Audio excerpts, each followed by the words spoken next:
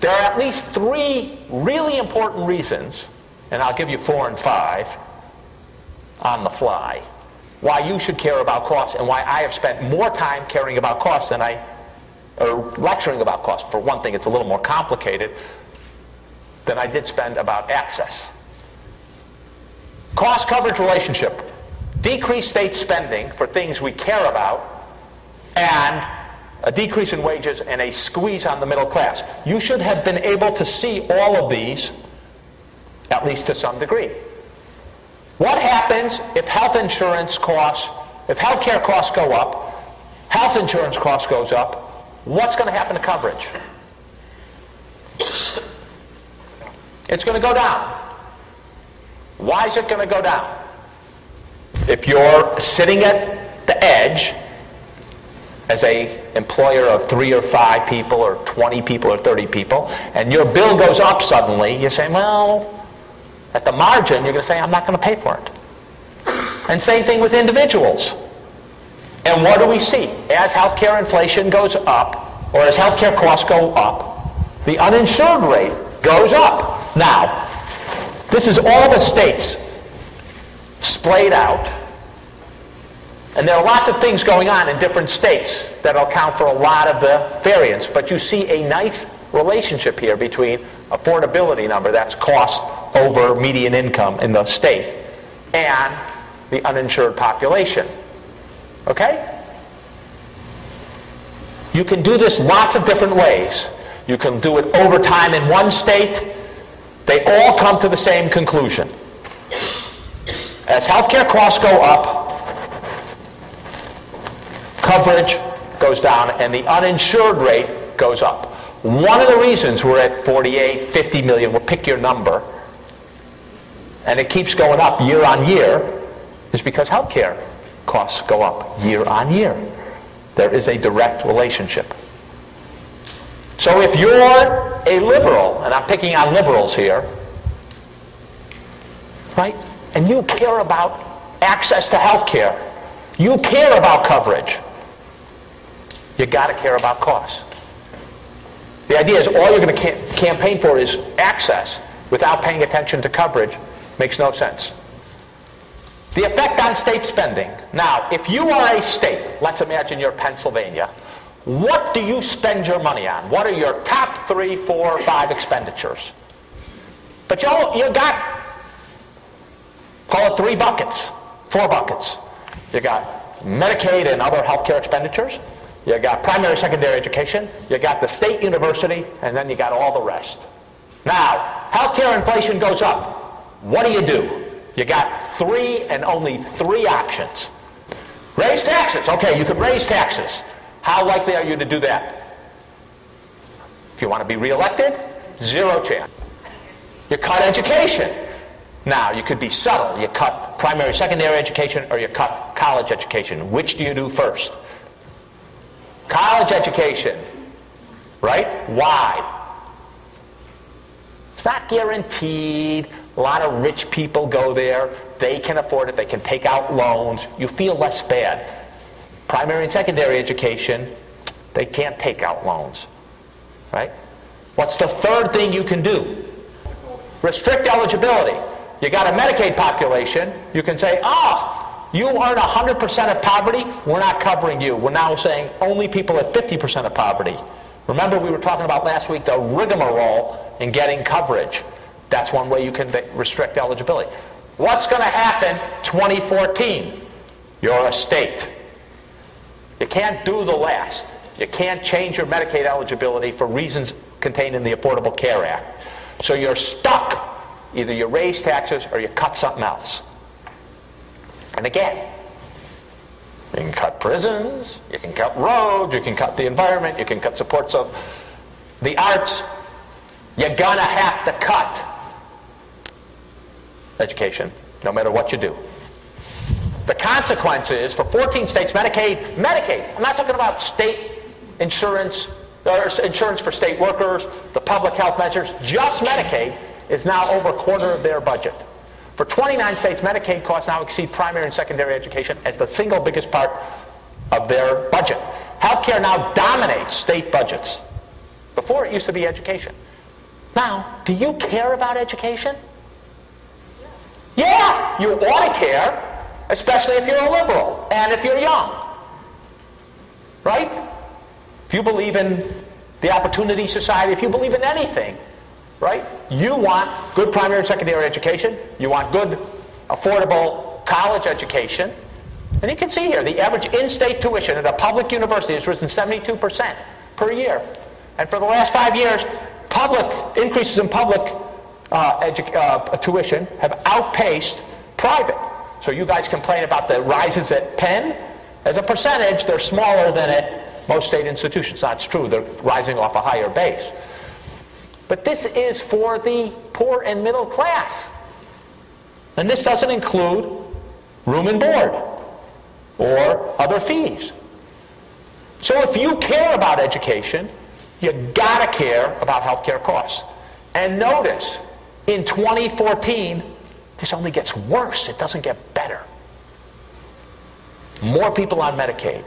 You can't restrict eligibility. So the trade-off here is huge. And here's the last, not the last, I'll say a couple of others. Here's another one. This is 30 years, 25 in this case, of healthcare costs and wages. Net annual change in average hourly wage is the lower bar. Net per capita increase in medical expenditures. All right? Is a very important graph. There is an inverse relationship between healthcare spending, or increases in healthcare spending, and wage increases. Why might that be? I'm UPenn. Do I care? I do care, but how much I give you as fringe benefit and income? Or is that kind of a wash from my bottom line? If I'm a green eye shade kind of person, that's, by the way, an accountant. That's a phrase for an accountant. Right? I just care about total compensation. Now, whether 10% goes to fringe, 20% to fringe, 50% to fringe, doesn't really matter that much to me. I'll say in a second why it does matter. But in general, it doesn't matter. It's total compensation. It's my labor costs. So from my standpoint, that's the number I care about. From a worker standpoint, what goes into fringe means it's not coming from health, it's not coming as take-home pay. All right? So the more that goes into health care and the more that goes into fringe, if compensation is staying relatively flat, the less I'm taking home. And only when health care goes down do my hourly wages go up. And that's what you see here. When healthcare inflation is up, the change in my hourly wages, 0 or less. I'm actually losing money. And when healthcare inflation comes down, my hourly wages go up with a lag of a couple of years. What's the lag of a couple of years? When does Penn set my 2012 or 2013 salary?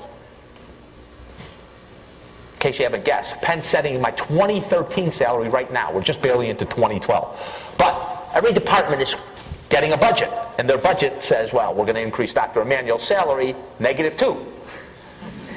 Right? So that's what the lag is about. They don't see the reduction yet. If you care about the middle class, you care about the growing gap. You care about the fact that the middle class is not rising. You got to care about healthcare. This looks at it between 1960 and 2005. Wages.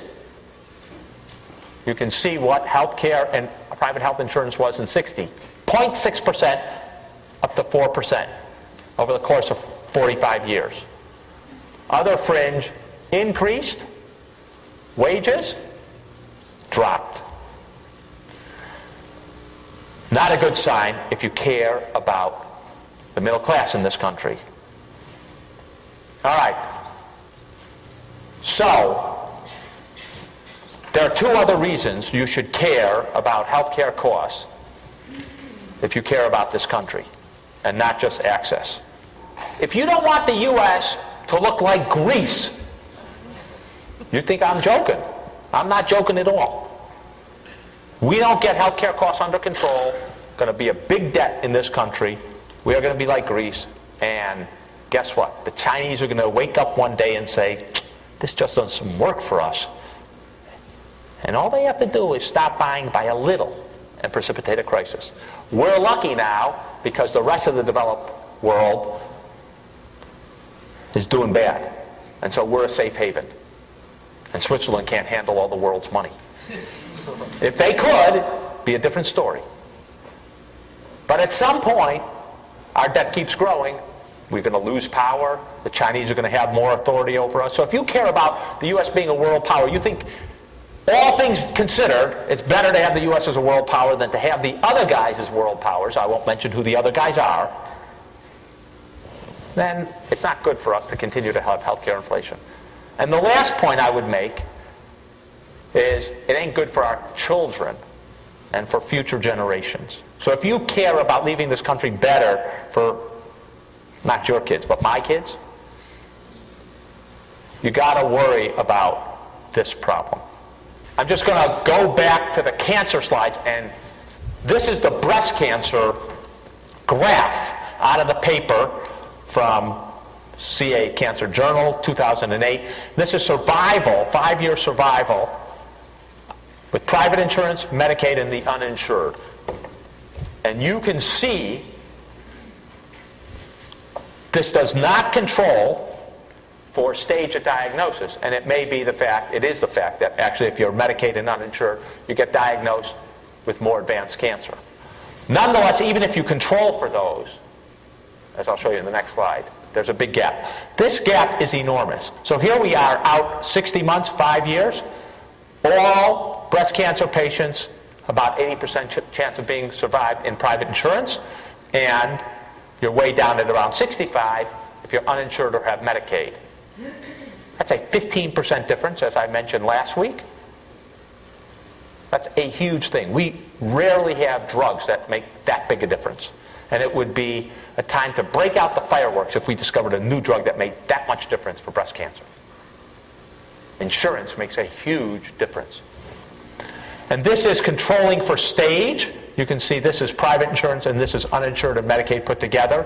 Stage is how advanced the cancer is at diagnosis. And you can see at every stage but 3 here and 4, these are metastatic, right? This is at diagnosis. Oh, no, this isn't survival. This is early stage, some positive nodes, spread locally, and this is metastatic at the time of diagnosis. And you can see if you're Medicaid or uninsured, you're more likely to be diagnosed with disease all throughout your body than if you had private insurance, and less likely to be diagnosed with early stage, and that holds true throughout this. So insurance has a big influence on when you get diagnosed. It has a big influence also on whether, once you're diagnosed, your survival. It turns out that this study was just redone for 8 cancers, including lymphoma and bladder cancer and others. Holds true in all of them. Not unique to breast cancer.